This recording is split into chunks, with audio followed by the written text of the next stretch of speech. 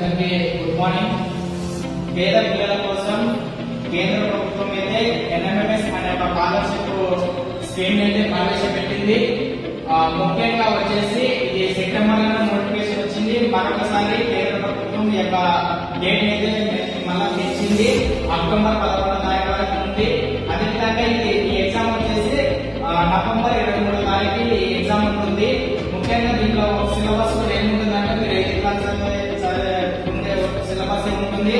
అదేవిధంగా ఇది అప్లై చేసుకోవడానికి ఓన్లీ గవర్నమెంట్ స్కూల్ మాత్రమే అవకాశం ఉంటుంది. కాబట్టి గవర్నమెంట్ స్కూల్లో చదివే 8వ తరగతి పిల్లలు మీరు ఖచ్చితంగా మీ టీచర్లను సంప్రదించి మీరు ఖచ్చితంగా ఈ స్కాలర్షిప్ ని అప్లై చేసుకోండి.